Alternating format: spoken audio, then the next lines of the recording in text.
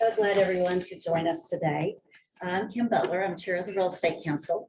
And most of you know, but maybe not some, that the Real Estate Council is commercial real estate professionals, about 2,000 and about 625 member companies. And we have three missions, and they are leadership development, public policy, and community investment. TREC community investors, we sometimes refer to the Real Estate Council as TREC, and TREC community investors is the philanthropic arm of the Real Estate Council. And we have been investing in communities for over 25 years, empowering residents in low and moderate income communities. We're excited today to discuss the second year of the Dallas Collaborative for Equitable Development. And this is a program that is generously funded through a $6 million grant from JPMorgan Chase. JPMorgan Chase has a long history of supporting mission-driven nonprofits across the country, and we want to thank you for your investment in our city of Dallas. I'd like to take a moment to recognize, but I'm not sure he's here yet, is the Honorable Adam Baldazui, and then I know that the Honorable Karen Mendelson's joining us virtually, so welcome. And we also want to thank financial supporters, city staff, and everybody who is spending your time with us today. If you're joining us virtually, a couple of housekeeping items. We hope that you will keep your camera turned off and your speaker muted until the roundtable discussion part. We have a program, and at that part, if you have questions or comments, you can put those in the chat, or you can simply raise your hand. But we'd love for everybody, whether you're with us virtually or in person, to be able to participate today. Now, to begin today's program, we want to thank JPMorgan Chase again and introduce Michelle Thomas. So thank you all so very much. Michelle Thomas. I am Executive Director and lead our philanthropic investments across Texas and Oklahoma. I am absolutely thrilled to be here today. So first of all, at JPMorgan Chase, we do a lot of things well, but we clearly understand what economic opportunity looks like, and it is deeply rooted in the conditions in which we're seeing in many of the low to moderate income neighborhoods. Yet we also know that many neighborhoods, including the Forest District, the Bottom, West Dallas, Census Tract 205, face persistent challenges, including poverty, blight, and a lack of investments in the southern part of Dallas. And residents in these neighborhoods do not have the same access to affordable housing, small business, capital, technical assistance, job training as their counterparts in other cities across the city. And this is a reality that far too many places and far too many people are experiencing across the country. And we know also well that it's just not okay. And if you are comfortable in knowing that, then shame on you. And so JPMorgan Chase is committed to helping, and we believe in our corporate responsibility to help communities, and particularly the communities in which we serve, live, and work. And we also understand that meaningful change can come about when government, business, and community all come together. And so in 2019, we awarded TREC community investors a $6 million investment to create and fund the Dallas Collaborative for Equitable Development with partners like LiftFund and Dallas College.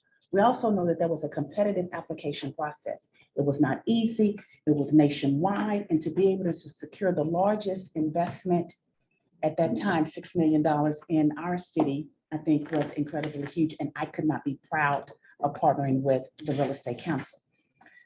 Their combined resources actually uniquely position them to tackle many of these multiple challenges that we see in neighborhoods. And I can say that because I am from the southern part of Dallas. I grew up in Oak Cliff, and I have seen communities gentrifying. And what does that mean? What does anti-displacement feel like? It is real. And so to be able to see them go into communities and know the residents is incredibly rewarding. And so I could not be more proud to partner with the Real Estate Council on all of the services that they are providing throughout this collaborative. So I believe, and I think all of you all would agree, that together we are developing locally driven solutions that create inclusive growth for everyone, for brown people, for Black people, for Latinx people, for gay people for anyone. We all deserve to be able to live in this wonderful city.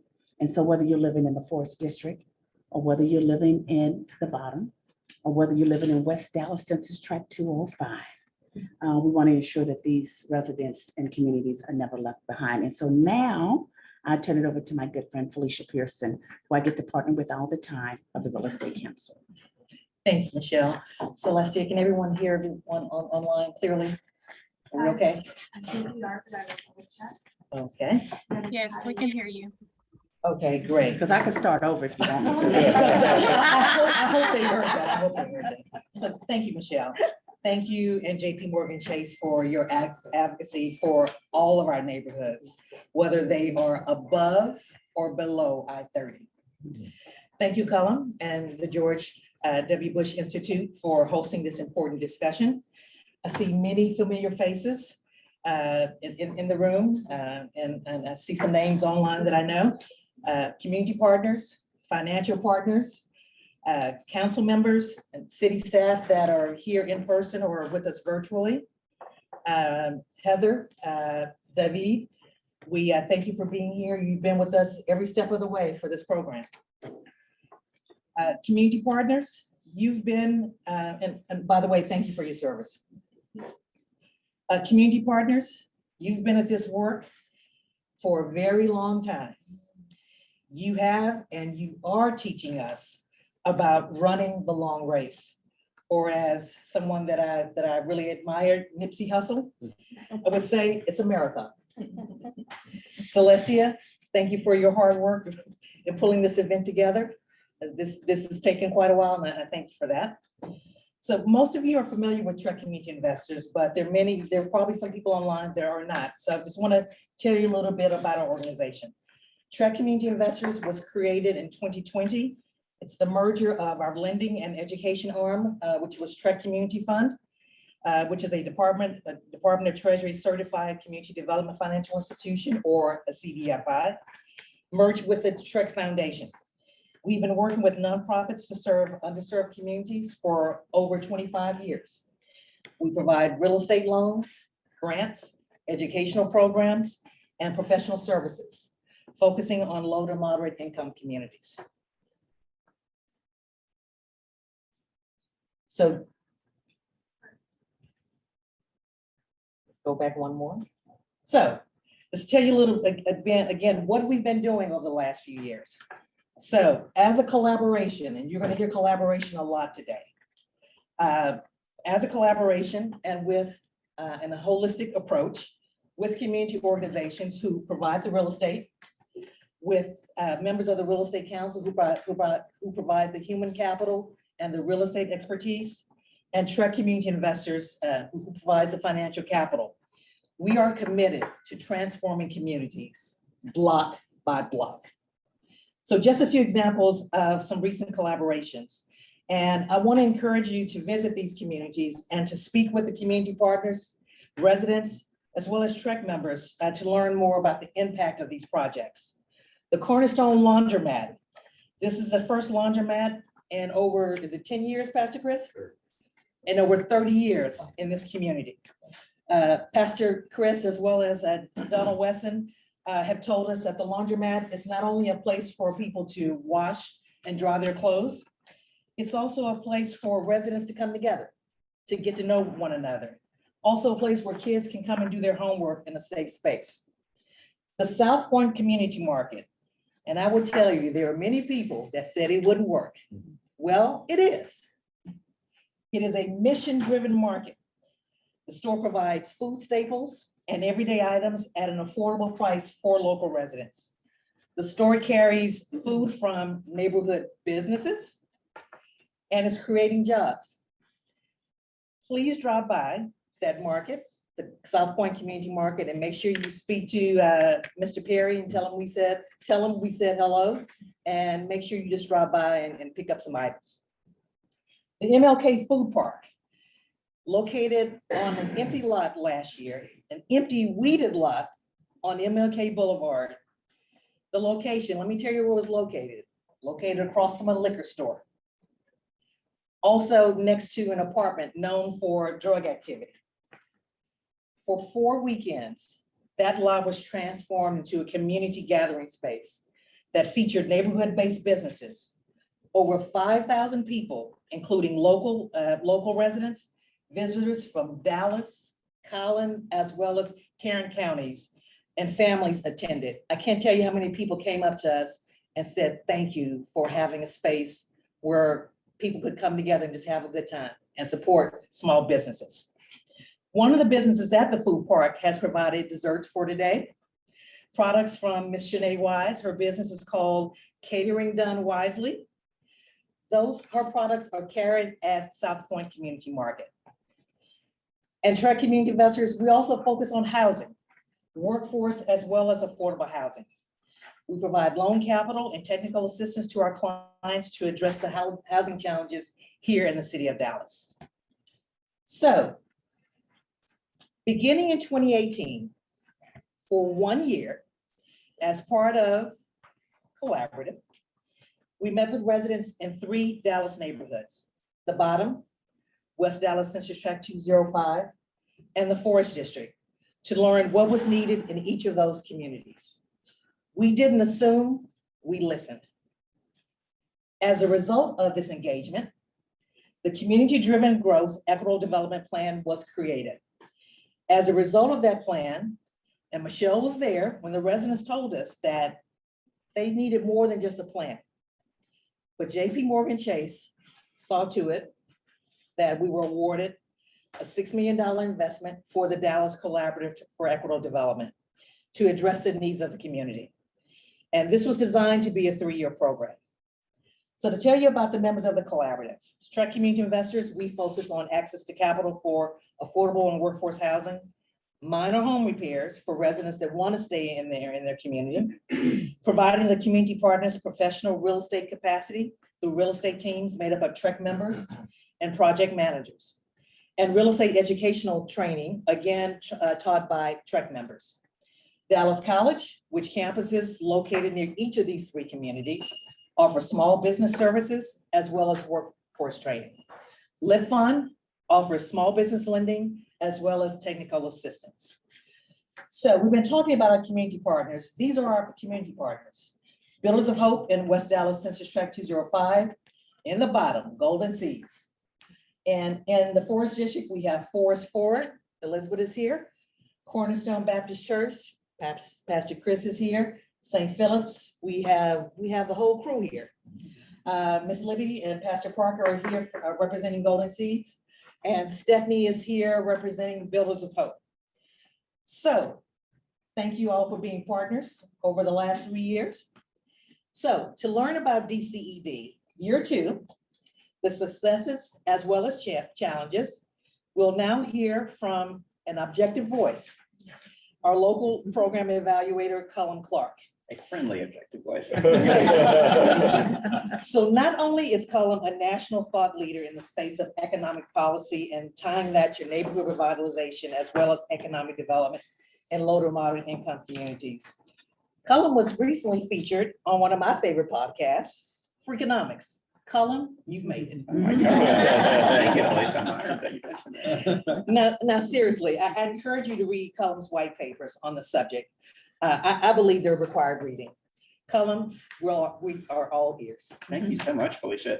Well, first of all, first order of business is, I think, on behalf of all my colleagues here, to say welcome everyone to the George W. Bush Presidential Center. It's great to have you here, and it's great to have this event and this kind of event here. And we're really thrilled to have you. We're honored by the presence of our elected officials, if they're out there, and what most certainly is here in the room and virtually, which is a remarkable group of great Dallas leaders, all united around some very hard and important work. So thanks for everything that you do. So just very quick introduction of me and a handful of other folks. So I'm an economist. I have the honor of leading our domestic economic policy work here at the Bush Institute.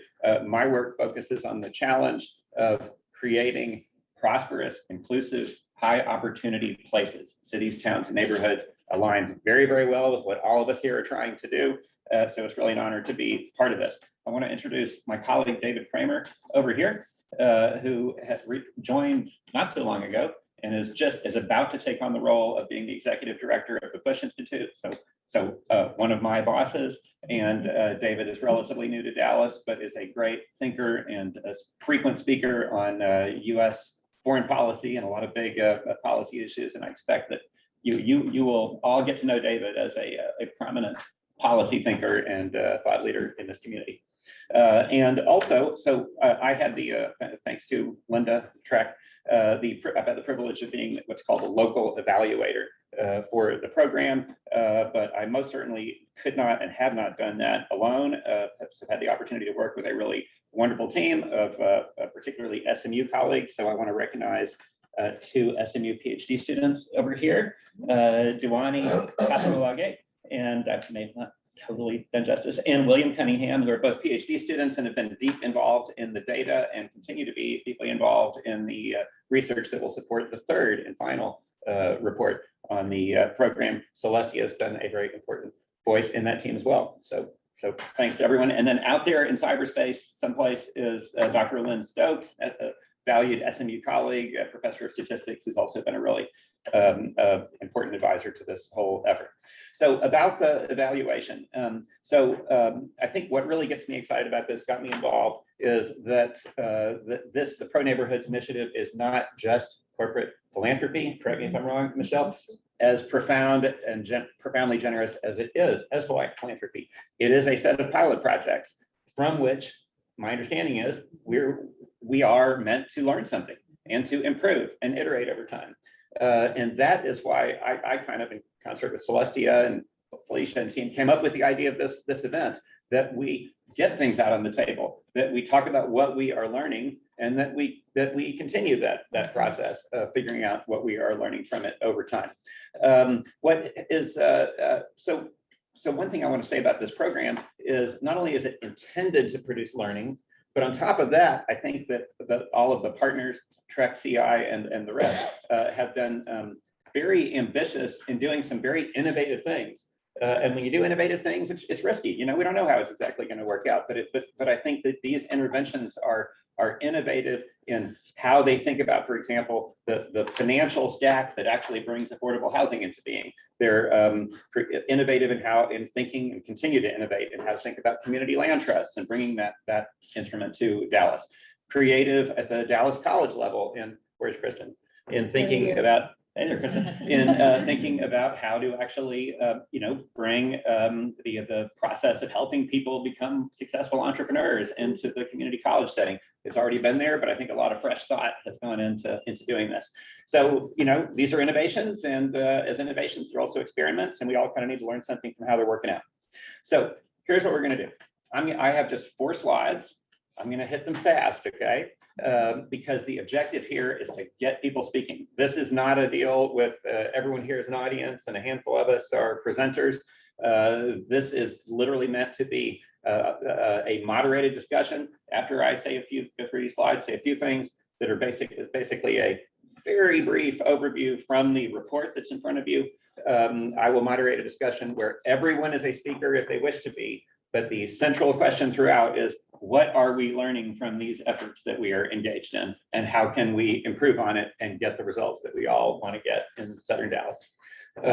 So that's the plan. And the last thing to say is, when we do start into this moderated conversation, Celestia, at my insistence, is going to be ruthless about the time, because we know we could spend many, many hours, days, weeks talking about these hard issues and how to improve on them. And we're going to make our way through a variety of content. Okay, so that's where we are. So let's go into the slides here, Celestia. There was a first report that came out a little over a year ago. Won't revisit it much, but just to sort of remind everyone what we're talking about. Southern Dallas, as a region conventionally defined, has roughly 600,000 people in it. Roughly 80% of them Black or Hispanic. It's a vast area, bigger physically than the city of Atlanta, and with easily more people than the whole city of Washington or Seattle or San Francisco, and an area that has seen very little job growth, very little new housing, and a great deal of economic distress, as Michelle said. It is very much in need of interventions like what is being done here. So turning to the second report. So what I'd like to highlight just in this slightly busy slide is Well, barriers to equitable development in these neighborhoods, and by extension, neighborhoods like them throughout our city and other cities, but also barriers that specifically make it hard to implement these interventions, to be frank. So on the left side, so parts of the intervention involved, as you all know, Dallas College and TREC leading what are essentially training and education related programs for adults to help them with jobs, being an entrepreneur, being a real estate professional, and also LiftFund program to make micro-sized business loans. So our team did kind of a deep dive into the actual numbers on the neighborhoods using census data and other data. And some of the things that I think just maybe might get people thinking a little bit. 22% of the people in these neighborhoods do not have access to a car. That's very difficult for getting even to a TREC training program, among other things, in Dallas. 34% of households don't have a computer. 40% don't have internet access. When COVID meant that certain programs had to go online, 40% of the people in those neighborhoods could not possibly participate online. Childcare, we don't have good data. The government doesn't do a good job of asking about that, but anecdotally, we see overwhelming evidence that that's a major impediment to people participating in upward mobility oriented programs like what we're talking about. 31% of the adult individuals over 25 do not have a high school diploma. There's a gazillion issues historically that have probably led to that outcome, but the net result is a lot of the people are, it's a challenge to actually fully connect them with everything that we're trying to achieve here. Participation rates is something we looked at pretty closely. Dallas College, I actually went into this, I'll be honest, I thought we would find, given basically the underinvestment and deprivation of these neighborhoods, that actually participation in Dallas, both for credit and not for credit programs, would be kind of low. That actually turned out to be not the case. It's actually pretty average for the county, which is great. However, there's clearly a challenge with completion, with people actually, earning an associate degree or a certification. Small business loans, LiftFund only has made a pretty small number of loans, so we can't generalize too much, but we do have data from the Small Business Administration. SBA loans, about normal for Dallas County, actually above in 2 of the districts, although the Forest District really didn't have any SBA loans over the period we looked at. So kind of varies. Barriers to addressing housing supply and affordability challenges, lots of them. There wasn't space to list them all, but very old, very outdated housing stock for a really large percentage of the people living in these neighborhoods. That's really important, among other things, because as I think everyone here knows, the single greatest source of affordable housing of the future is the naturally occurring kind, the kind that's already there. The kind that's already there is got a lot of problems in these neighborhoods. Very low homeownership rate, particularly in the Forest District. That's important partly, as we all know, because no homeownership means major impediment to generational wealth creation. But it's not just that. Very low homeownership is also one of the most powerful predictors of displacement. Ownership is one of the best things you can do to slow displacement. Physical and environmental barriers, as various people in the room have learned, there are issues of being in floodplains in some of the neighborhoods. There's issues of old dry cleaners and other things that have created brownfield sites that make it hard to get the legal clearance to build. Very complex regulatory environment, certainly a complex environment to try to create the capital stack that can create housing for people who are at, say, 30 or 40% of AMI. Very, very hard here and everywhere. And on top of that, really fast rising land prices, in fact, faster in the focus neighborhoods, even than Southern Dallas as a whole or the city as a whole. The result of all these things, we've had very low rates of new housing development in these neighborhoods. And in fact, 2015 and 19, 0 multifamily units across all of the neighborhoods. Can we go forward? Okay, so I'm going to say a little bit about each of the interventions really quickly, and then we get the moderated discussion going. Okay, on housing. So we do 3 things in the report, basically. One is we do kind of a deep dive into the neighborhoods. I've just been speaking to that. Secondly, we kind of review what's happened so far, just report the facts and analyze it a little bit. And third, we draw some early takeaways, recognizing that our kind of final takeaways would be in the 3rd report, not now. I'm not going to say much about the review of where things are. I refer you to the report. I'll say a little bit more about the takeaways, but housing. So as we speak, TREC Community Investors has approved its first loan. As of now, no units under construction yet, but hopefully soon. There is no doubt that COVID, plus the very high degree of complexity of executing in this environment, plus some execution challenges, have created some delays. It is yet nonetheless still happening. As I noted in the second, that second line has already been rendered obsolete by events because this new loan. So actually, I would say, updating the numbers, there is a line of sight to about 70 units. The original intention was 200, but 70 is pretty good number, which would take up actually about $2 million out of the $2.6 million allocated as part of the JP Morgan grant. So, on a per unit basis, it's turned out to take about twice as many dollars per unit as originally planned. Not time to review all the many factors that have driven up the cost of creating affordable housing in our country. I would argue that TREC CI has adapted very, very well to this complex environment through expanding the geographic scope of the intervention, getting JP Morgan approved that, thank you, through expanding actually the list of entities that can borrow to develop, and some other specific changes such as in the minor home repair program. One other thing, it was originally the intention of the plan of the partners to create one or more community land trusts, possibly different ones in different neighborhoods. That's gone more slowly than we had all hoped, given that the city council approved an ordinance for creating these for the first time. I think that everyone involved, including me and probably several people around the table, upon studying the matter, really did come to understand the organizational complexity and the actual cost of operating one community land trust, which is why the overwhelming majority of cities that have them have one, not more. And now I think in terms of adaptation, TREC CI is studying the matter closely and actually considering what really would be quite an innovative model, a kind of hub and spoke. I made up that term, that may not be the term of art, which is actually being done in a form in Baltimore that I don't think I've studied very closely yet, but essentially where you could have one sort of hub organization providing services to multiple legal entities, where the legal entities might be neighborhood specific.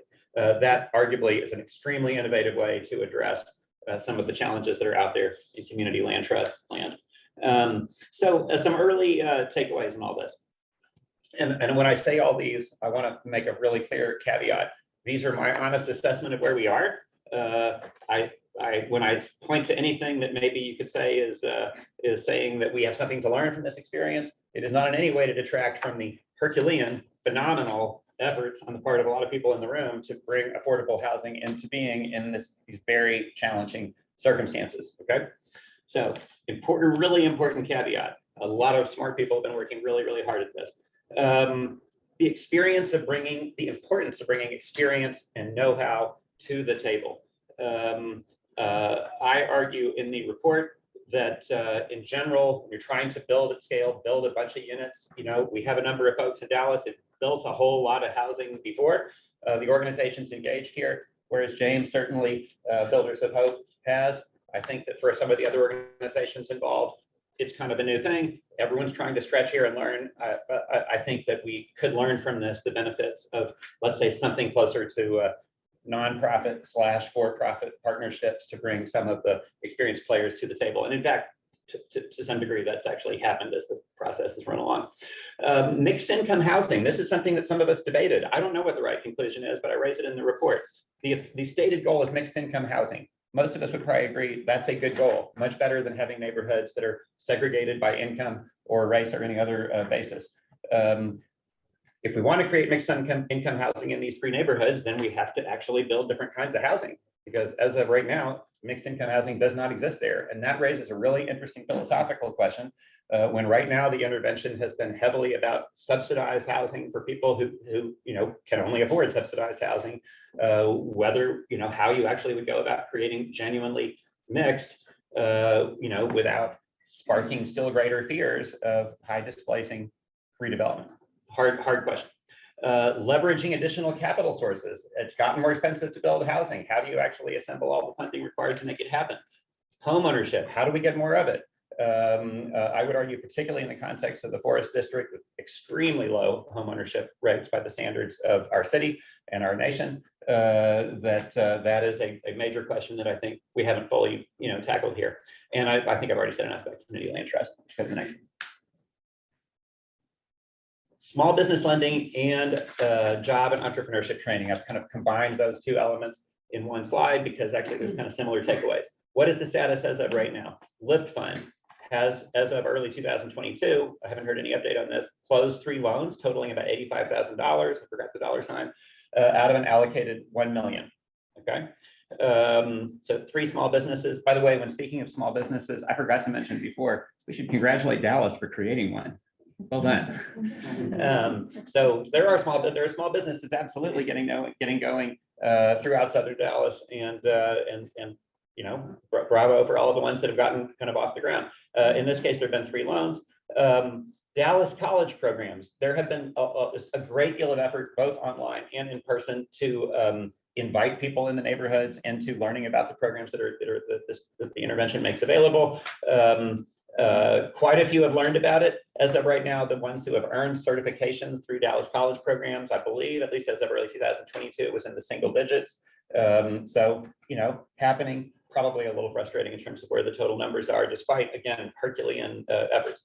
And the TREC real estate programs, as of early, I think in 2021, there were 71 participants, which is a pretty considerable number. And, you know, I think we'll report back in the 3rd report about, you know, kind of what's come of that. Some takeaways. All of the interviews we did clearly suggested a challenge in generating leads.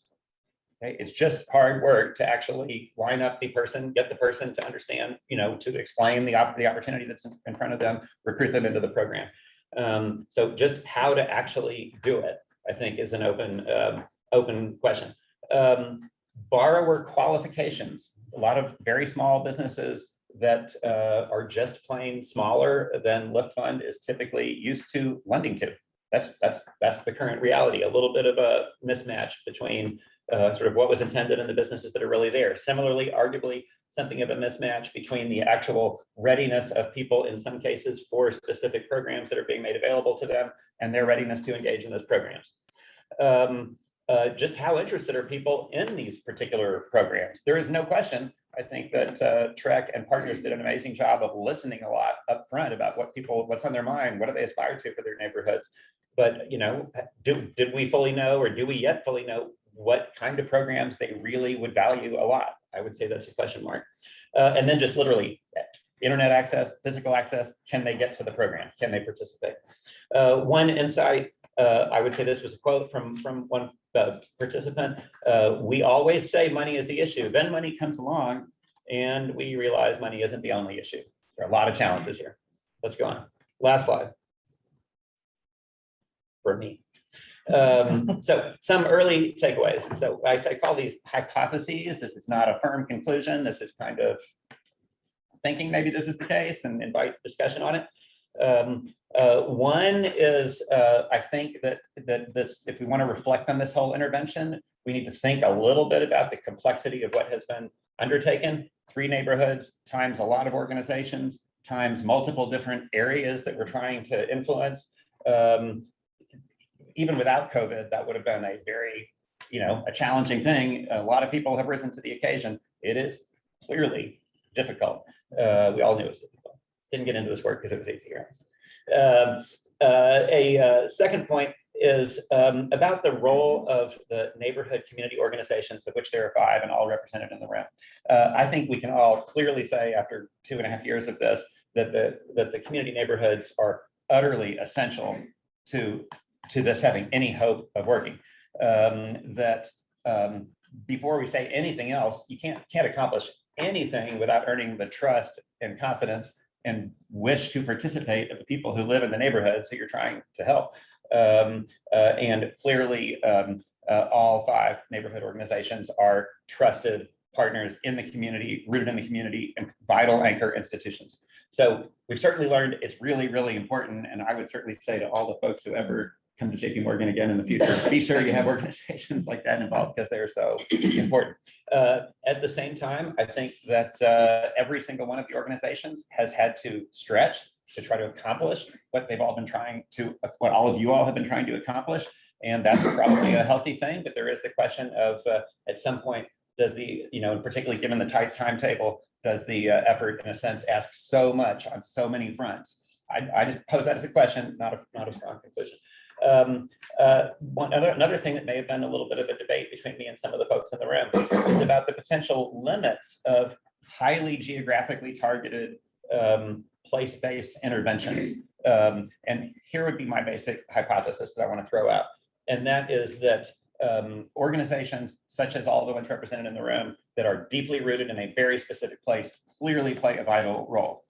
Sometimes at the same time, the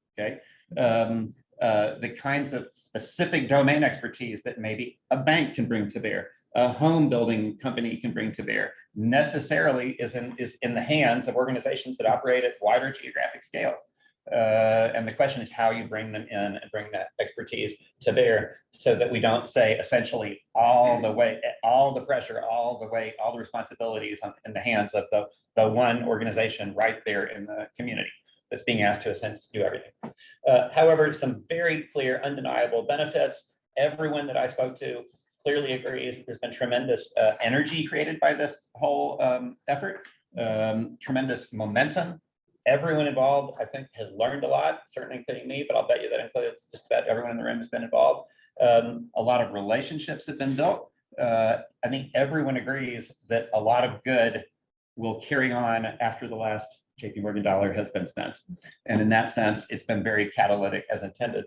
Also, as my colleagues over there from SMU can agree, we have some early evidence, which we'll report back on next year, that actually the focus neighborhoods have outperformed some of the most similar neighborhoods to them in Dallas on some important metrics over the last year. So early evidence suggests maybe we're on a good path.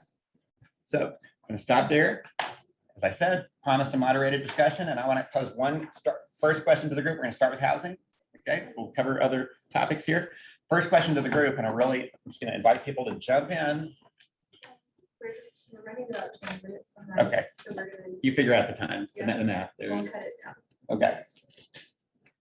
Sorry about that. No worries. Okay. So that I understand, you're going to toss questions I'm out to us. I'm going to invite you to reflect on what we've been learning, you and everyone to reflect on what we've been learning from this. And therefore, that would be the time when we have reactions to some of the.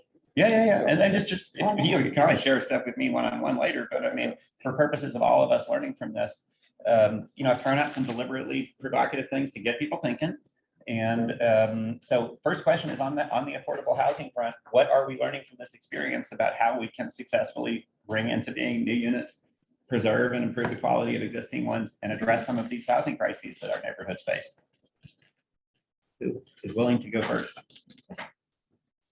I'll go first. Thank you, Larry. So, a lot of my work that I do with the city of Dallas is often evaluated on the basis of housing production. How many units have we produced? How many units have we produced? How many units have we produced? But too often what is forgotten in that request, in that performance factor, is what does it take to produce a unit, right? And in any one of these communities that we're looking at, it's different factors, right? So when I'm talking to Pastor Parker and Libby Lee, the conversations are around floodplains, right? What's the state of the floodplain? How high do we have to lift the land out of the floodplain in order to build on it? When I'm talking to James in West Dallas, it's what's the state of the dirt? How deep do we have to go? Because the soil that they're building on used to be a landfill, and it can't support the structure, right? So now we got to figure out, okay, how do we tackle that issue, right? In St. Philip's, it's about crime, and it's about these other factors. So it's all these tangential issues that we're tackling. And when you take a step back to look at, okay, how do we address housing development? It really comes down to neighborhood revitalization, right? We've got to uplift the neighborhood, addressing all of these different factors as part of the housing discussion. Okay. James, any chance I can twist your arm gently? Sure. So I think you hit the nail on the head. You know, it's more than just access to capital, right? That's a big piece, but it's not the only piece. And what we've sort of experienced is, you know, just a need for capacity building, right? I think that is a real need for nonprofits. You know, I think as far as having the ability to do is there, but the know-how is sort of missing, right? And so throughout this process, of course, we've been able to increase our capacity, bring on Stephanie Champion, who's leading our community development and policy work. But I think that's really the big piece, is that technical assistance. You know, we've learned a lot from a lot of the TREC partners who came alongside of us, and it was our first multifamily development. So quite different than a single family, actually a lot different. I'm sure I got a few more gray hairs from the multifamily side. So it's a lot different. It requires an additional level of expertise, but I think what we've learned is, you know, in order to become more efficient, you have to have that expertise in place, and you have to think about just processes throughout. It's sort of just the technical sophistication that really comes from the private sector that you really don't see on the nonprofit side. So we've been able to do that and become more efficient, ramp up our production, and really be a stronger leader in affordable housing. But, you know, access to capital it's a major factor, but it's not the only factor that we come up against. I like the point that you mentioned about, you know, how do you bring in those expertise, right? Knowing that the community groups have the relationships, all of these different things, but we have to see it in a sense of, you know, partnerships on the private side, right? And the reason why we've been able to increase our capacity so quick is our partnership with Revitalization Ventures, right? A private developer has allowed us to get into spaces and opportunities that we normally wouldn't even have the balance sheet to get into. And so I think this recurrent thing that we can all agree with in this room is that the way to solve some of these solutions, all of the solutions, is partnership, right? Nonprofits have to partner with, you know, for-profits. For-profits have to, you know, increase their patience and work with the city. I love the big part, but we all know. So it requires this public, nonprofit, private partnership that I don't think we've seen a lot in Dallas. But I think this program has really amplified the need for that. I should say real fast that to everyone out there in Zoom land that it works. You're not muted or anything. You can speak up if you'd like to. This side of the room, but yes. I actually am a homeowner in South Dallas, and so I can just say what helped me. I think housing development is really, really important. So South Fair CDC really was intricate in helping me, even pulling back to the person that Steve, realtor, he was the person, he had a nonprofit, but he was a realtor. He's like, hey, you want to live in South Dallas? I've been talking to him for years. And so then he pointed me to South Fair. South Fair then pointed me to a mortgage company that said, hey, there's a program with the city. Then there was money that came from the city. You know, hey, I want a black builder, here's a black builder. So there was so many different people there. And South Fair, they concentrate on low income to moderate housing. I don't know how many, we probably have other organizations in South Dallas. I'm not familiar with them all, but I just know what they're targeting in that. And then they have so many partners. Everybody in my neighborhood that purchased was offered the same, pretty much the same thing. And I don't really necessarily see that in South Dallas. I'm not saying it's not there, but I know that's what helped me to purchase as a single parent with 3 children. So I think somebody said partnership. That's the only thing that took us in there. And I'll be honest, the biggest stop was the city. I ended up being like, I had to tap on the city manager's door to kind of get the program pushed through. But I was able to do that. But those were the things that really helped us to get, we would not be on the corner of Malcolm X and Park Road if it wasn't for all of those entities. Thank you for sharing your experience. The view from St. Philip's or Cornerstone? I echo James. If I had to press rewind on this project, we did not, the 5 organizations did not flood James with leveraging the expertise that he already had. So we're not, any of us haven't been in the development business, but we could have sort of said, okay, we know what you're doing. Here's what we're trying to do over here. Let's leverage those partnerships. But it's not as though we have experienced developers who are jumping, who are coming at us to do this work. It sounds like you've had some success there, but that's one aspect that we've been limited. But at the same time, we're all 5 of us very cautious about not allowing things to get so far ahead of protecting the community, which is why we do the work that we do. So there's a delicate balance that we have to be observant of to make sure that we're not creating something that gets so far out of control that it ends up adversely affecting the very same people we were trying to serve. Pastor Simmons? Same thing, we have just recently tapped into the expertise that James brings to the table. And so one thing that the collaborative helped us to do is to understand what partners we currently have at the table and how we can maximize those resources that are available. Parker? Organizational capacity and bringing the city to the table in terms of being a partner in the process, as it relates to the bottom. The feed's here, so I can't say all I was gonna say. But seriously though, the challenges of building a home in a neighborhood that has been infrastructure-wise has been neglected for 70 years. You just can't build a house and not deal with the major lack of infrastructure improvement from the floodplain to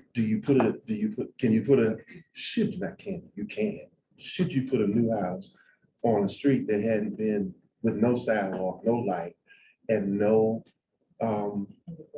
it's just, so the city has to be a partner at the table and not just someone, a partner that we work with individually. And so if we rewind, as Dr. Flowers said, I would rewind and say, city needs to be in the table from the beginning, because each one of these neighborhoods, and I'm going to speak for the bottom, I can't speak for anybody else. Each one of the neighborhoods, for the bottom, the city is such a large landowner and controls so much of any development that may or potentially could take place, that, and all the silos and working with the city, not everybody I've ever worked with in the city has a heart to do whatever and passionate, but we have to talk to 50 people to get one thing done. Now, I don't know if that's every city. All I know is Dallas and the bottom. So the city has to be a viable, integrated partner in the development work of housing in the bottom.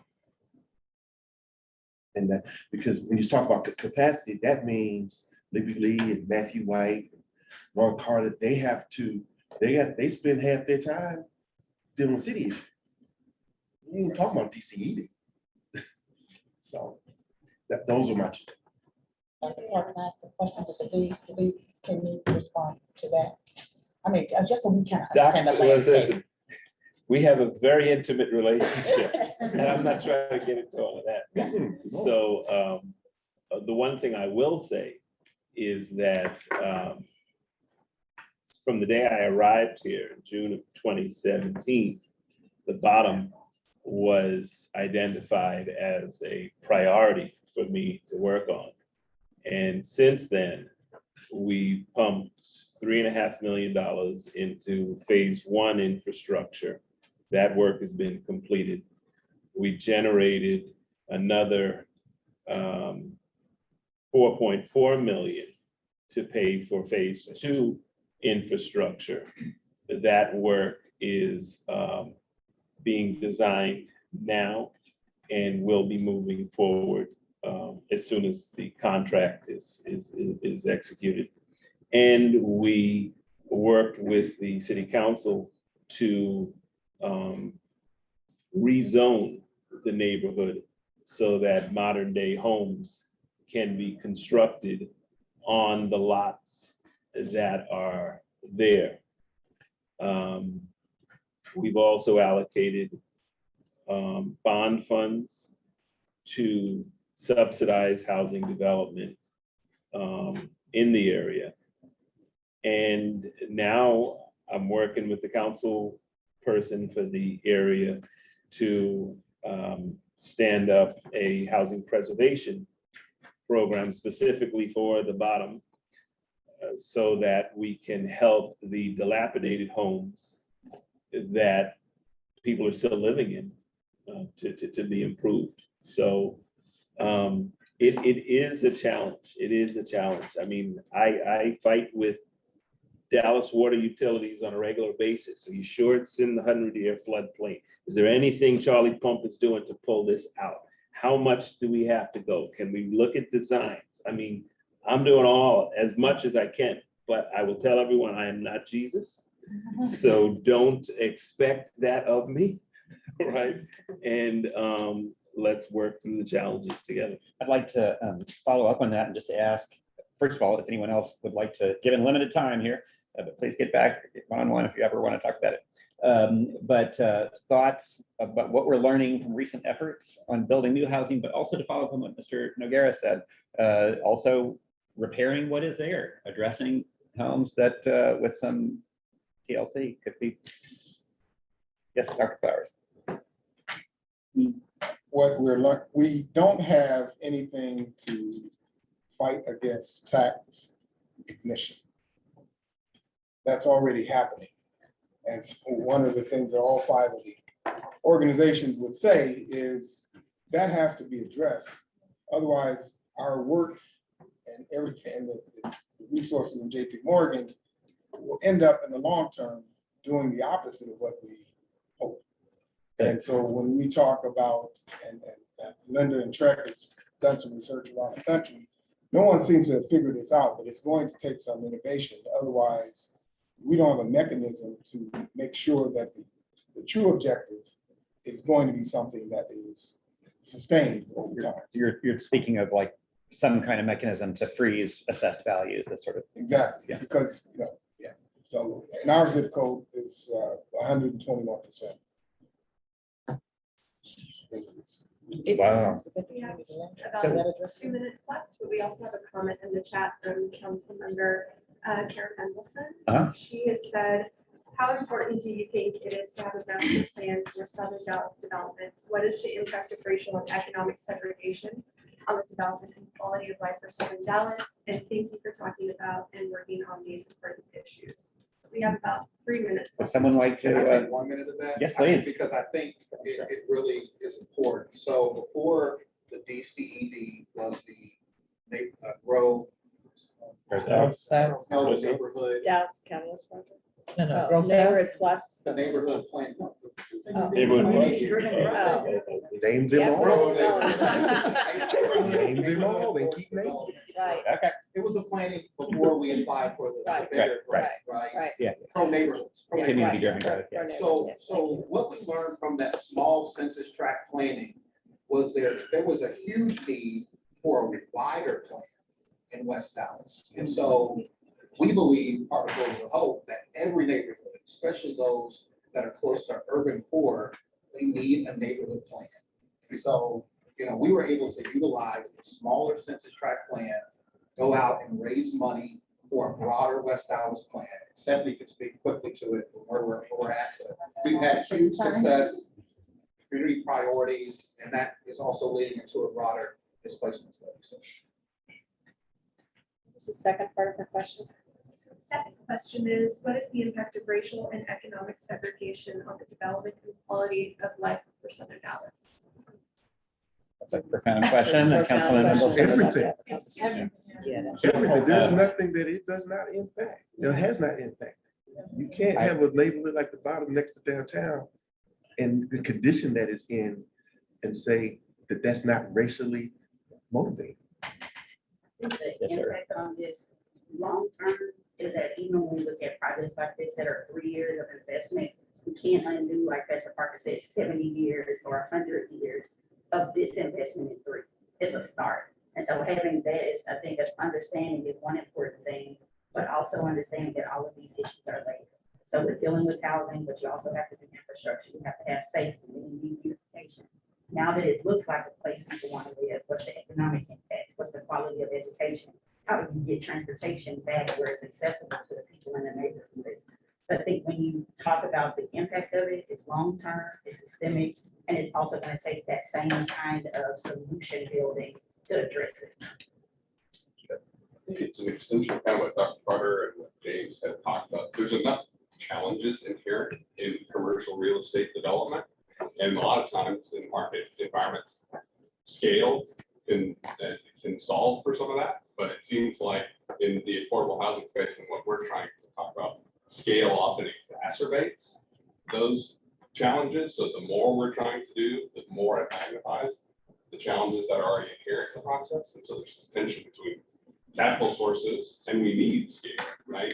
Everybody wants and needs to scale, but the more we try to do, the more those problems Yes. get magnified and stretched. I want to ask one other quick housing question and then move on. Okay. And so this is not, maybe not to invite lots of comment, but just more of a quick.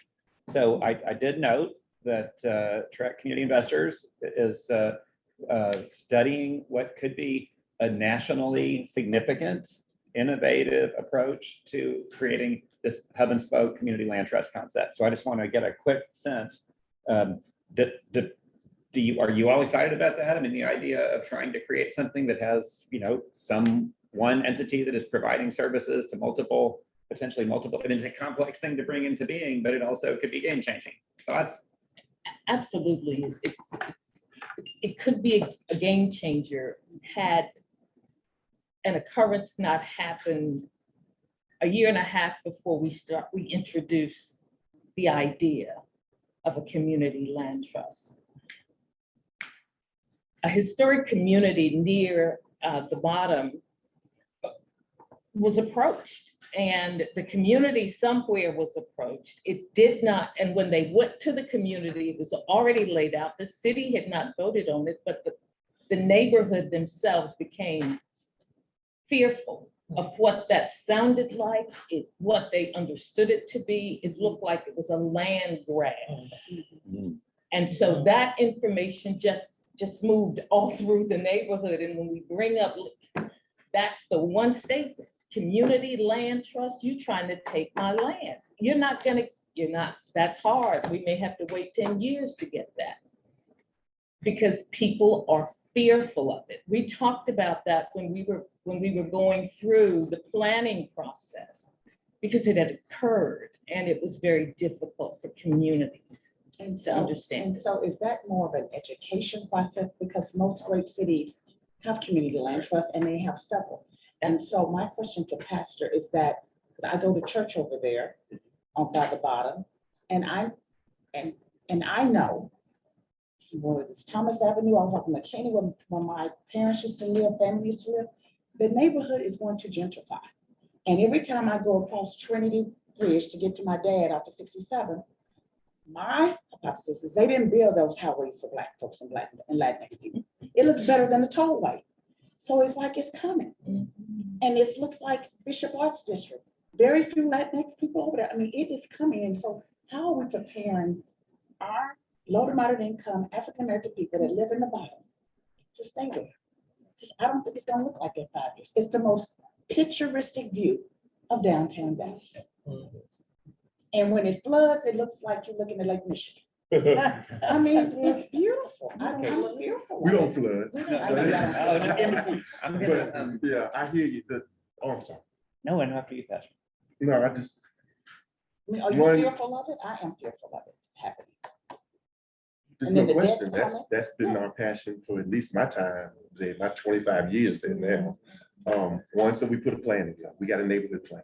Right. City approved. That has been the guide for development. Secondly, we partnered with a for-profit developer. It kind of went south, but we moved on and brainstormed it. I think we have neighborhoods like mine have been saying for 70 years. I followed a man who'd been there for 44 years. He said that they were coming. So for now, my 25, his 44, whatever that adds up to, they've been coming. And that creates fear, and that creates a sense of a lack of control.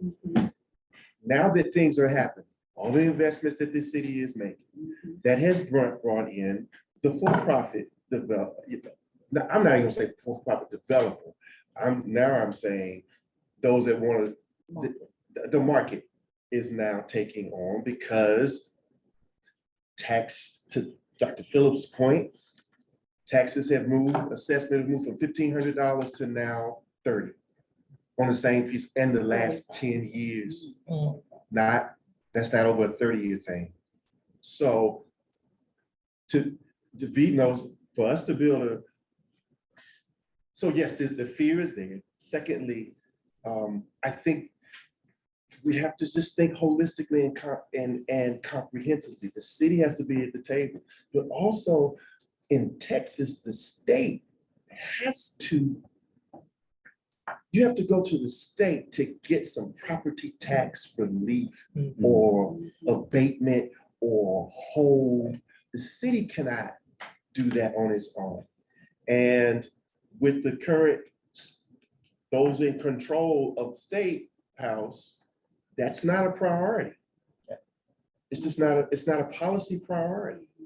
And so when folks said to me 5 years ago, Pastor Mark, you're gonna build $350,000 houses and we're gonna have to be gone. Well, I said, no, that's not what DCED gonna do.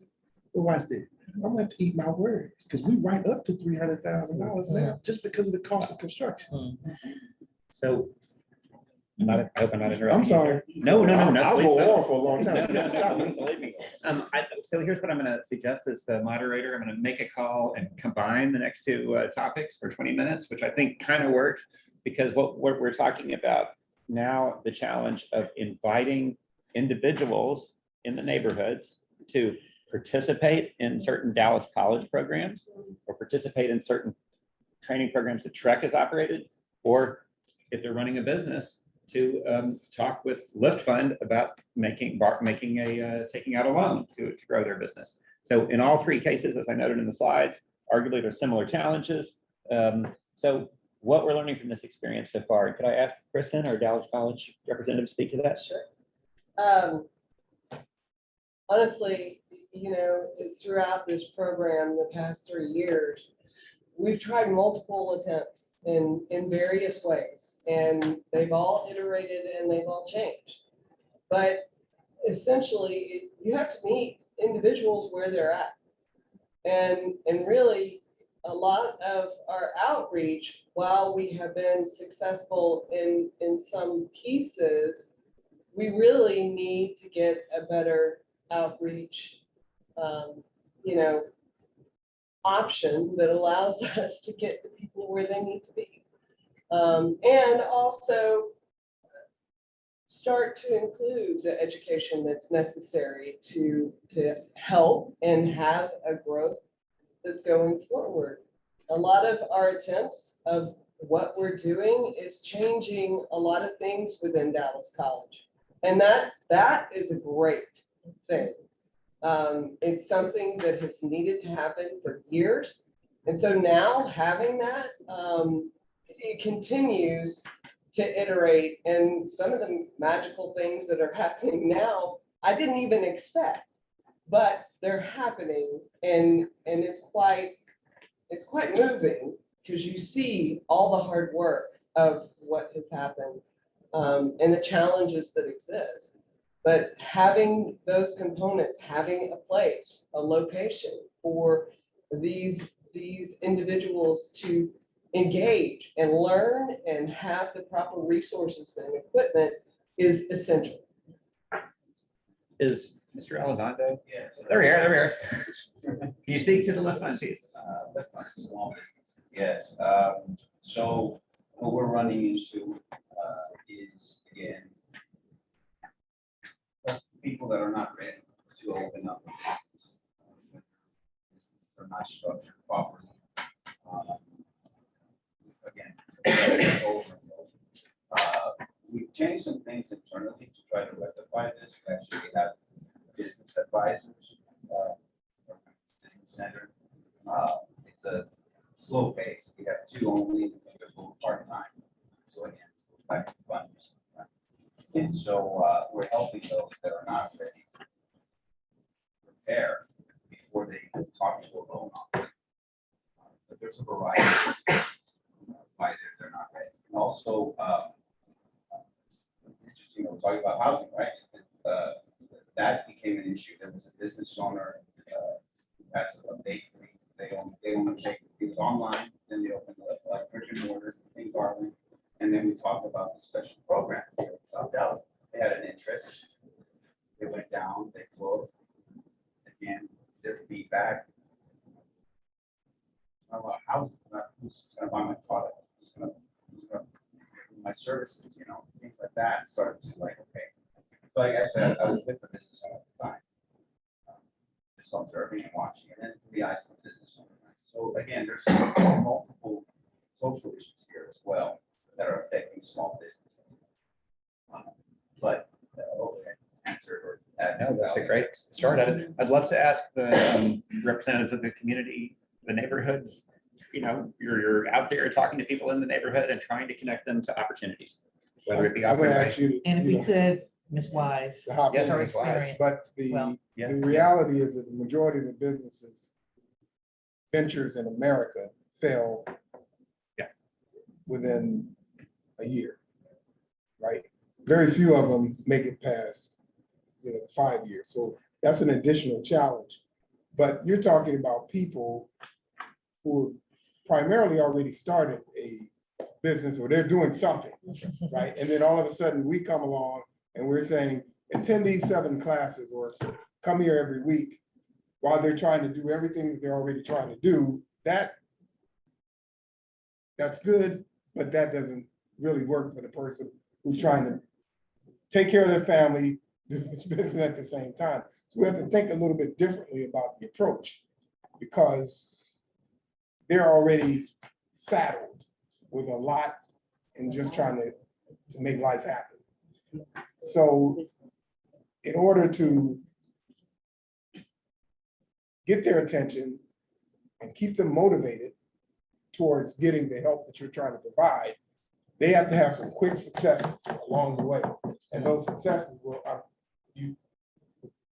allow them to continue that momentum and stick with the process of the program. So it's not like we're saying they're not ready. We know they're not ready, but we're taking those who have the gumption to put a little bit of extra in there, and then we'll get them ready on the other side. We know they're not ready, but allow them to have some successes with what they're doing to even prove that, okay, this is not a good idea.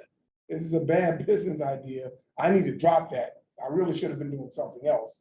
But they need to learn that for themselves before trying to create the business plan and all of the components that go along with it. That's just my thought. We have an expert in it. Ms. Wise? So for me, a lot of people don't know, Catering Done Wisely is 14 years old. So it was always a side gig for me. So when I was laid off in 2020, I just said, I'm not going to be able to do any more W-2. I'm going to have to go ahead and do it myself. But God said, you have every single talent you need to support your family. You do not have to go work for anybody. So I just took that to heart. But I have multiple talents and businesses. I don't just do catering. I have other businesses. So when I thought about a brick and mortar, I didn't want to do that until I realized that at this point, there's no other way. And so I'm a teacher, so I want to go back to educating on culinary. I want to be able to offer South Dallas something that's lacking. You know, I mean, people want a healthy breakfast, people want something that they can take into their family that's healthy. We don't have that. So I feel like if a person does want to offer something in South Dallas, it does need to be something that they don't have. I said we don't have. And like I said, I have several different things that I do. I consult, I also teach. These will be all of the things that go on in that building that I have. And then I like to feed the neighborhood. We'll do some of that too. It'll be a nonprofit piece, it'll be a for-profit piece, it'll be a lot of different entities. And I don't believe that I could do all of those things just saying I'm gonna sell some food every day. It's not gonna happen. I'm gonna keep the doors open. It's not gonna be money coming in, but with a nonprofit piece connected where I can go back to training for free, and I can go back to saying these are the things that I offer.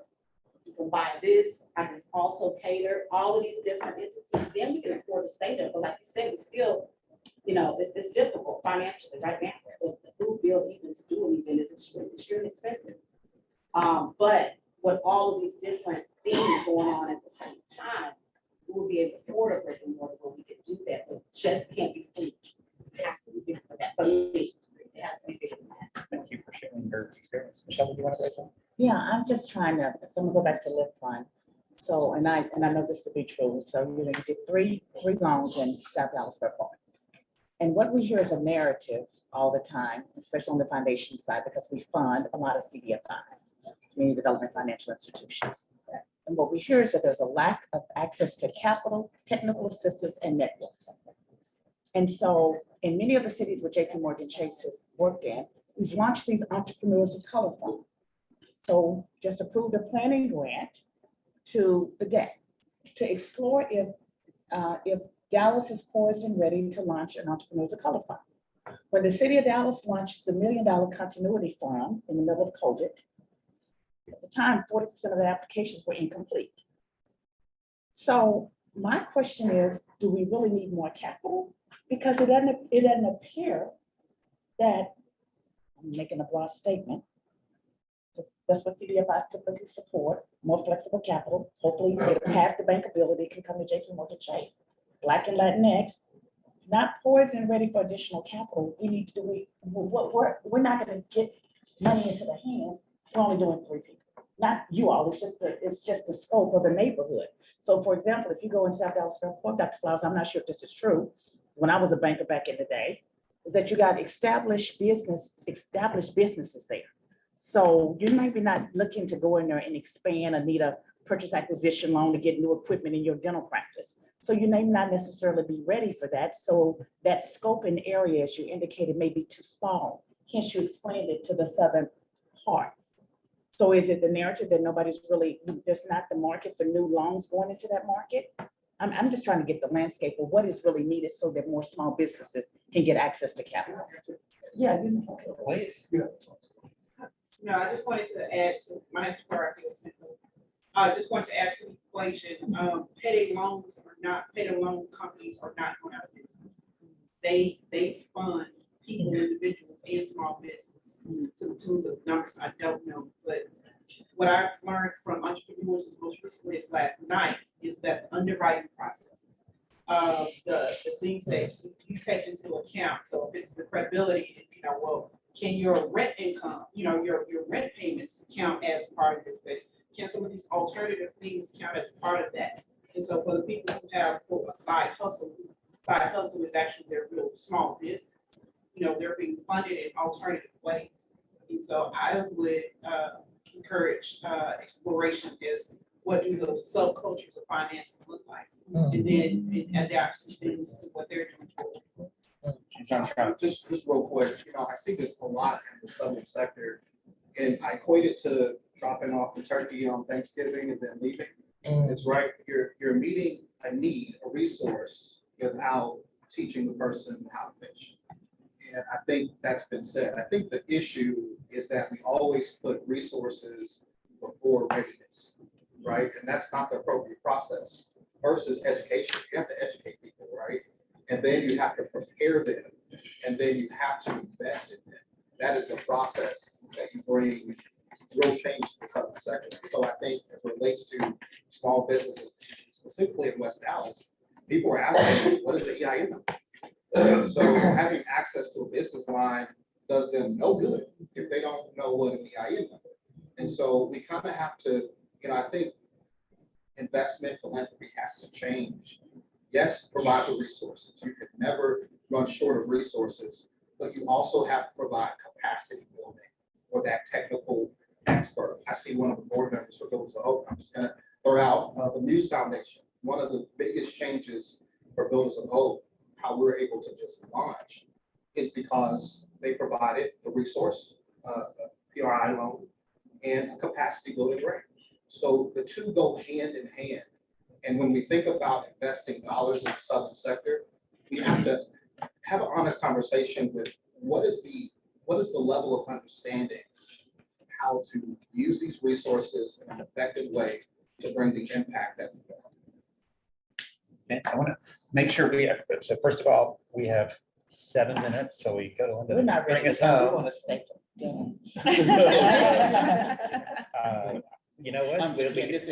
We still have some cookies left that Dallas made, so we have about 7 minutes till we have to stop for now. I do want to sort of put in a plug here. Anyone who reflects on this conversation and would like to share something in any way, please just send it to any of us, Felicia, Celestia, me. It can become part of this kind of written record of what we're learning from all this. Remember that we're of course talking about these programs to connect entrepreneurs with loans. We're also talking about the programs run by Dallas College and TREC to connect people with essentially learning opportunities, like learning, training, capacity building opportunities. So could I ask anyone who's thought about it a little bit to reflect on this? I think Dr. Flowers spoke to it. The 7 classes can be, under some circumstances, sort of not what people are looking for exactly. But what have we learned about how to connect people when Dallas College is in the process of remaking itself to address these needs? Chris? So, looking at how we do our courses now, it can be challenging. There's a lot of qualifications that you have to meet. There's a lot of aspects that you have to reach. And so we had to get to a point where we kind of created our own little new way of doing programming. And it really took us a while to get there. And it had several attempts, and those attempts, weren't always successful. And so when we put our boot camp together, and the team really worked hard in listening and making sure that we were putting a program that really would create that outreach opportunity and educate the small businesses so that they can grow, we actually had this customized boot camp. And the boot camp was set in a time period, but it also had the advising to where it could advise individuals at the time period of day and how they needed it to be delivered. And all that was done virtually. We didn't expect that kind of result, but the result did happen. And now it's taking us even deeper into, okay, how do we make that happen both virtually and face-to-face? So if you need the face-to-face option, how are we creating, our courses now? And how do we maneuver that while also looking at, how we're communicating to the academic side so they too can make adjustments. So Kristen's describing, I think, a pretty enormous effort by Dallas College to supply something that hopefully can be valuable. How about the demand side? Are you all seeing demand for the kinds of learning opportunities that, Dallas College, maybe more than any other institution, is in a position to provide? Is the demand there? Is there something standing in the way of connecting that demand and that product, that opportunity? As it relates to workforce development, Yes, ma'am. background friendly opportunities, just awareness of what a background friendly opportunity is. So that's something that I did see in the community. As it relates to transportation proximity, proximity does matter in the space of this time, unrelated but related, so to speak. We partnered with Goodwill, who came too, and so we had individuals who would come too. So you know, in terms of place-based, you know, I think opportunities to introduce people to different careers, I think that would be an opportunity moving forward. Into maybe it's an introduction into that community, and then pull that person to the actual location itself. As it relates to the homeless or unsheltered, or working unsheltered, where I've seen people, you know, put on work clothes, you know, and then, you know, hop on the bus. I've seen that. In terms of proximity, this is a provocative idea, but if the encampment could be closer to where the education is, the location.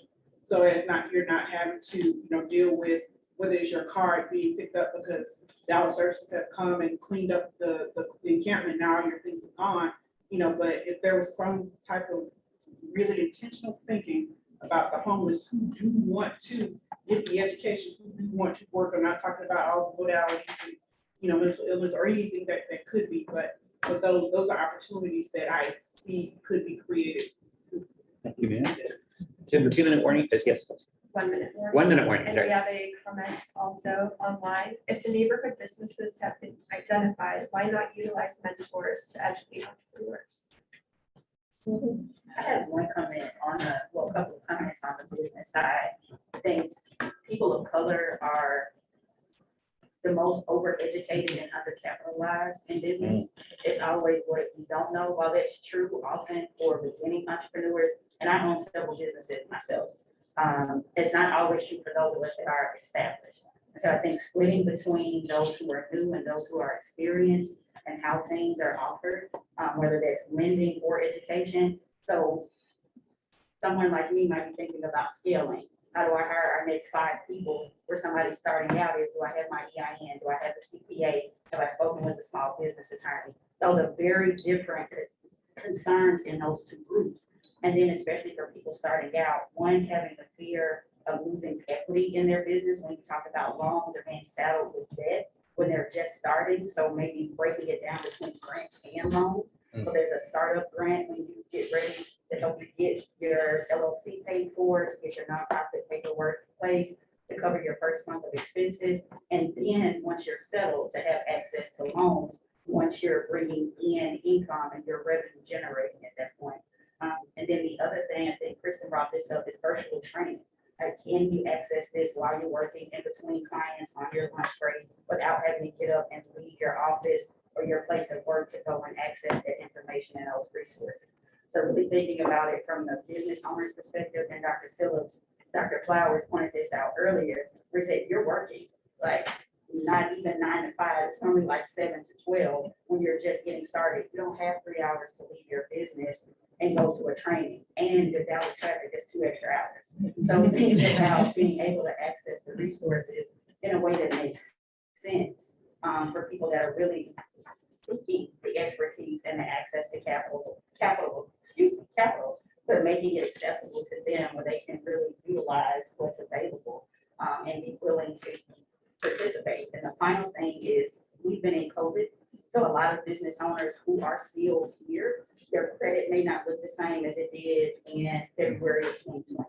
So taking into consideration all they've had to do to stay in business, to cover payroll, to cover expenses, to still perform on projects, their credit may not look like the 750 it was before. So thinking about that when you have your evaluation criteria, and I know LiftFund does a great job with that, but keeping that in mind when you think about who really can access the funds, not just apply, but who can really put in an application and gain access to what's available.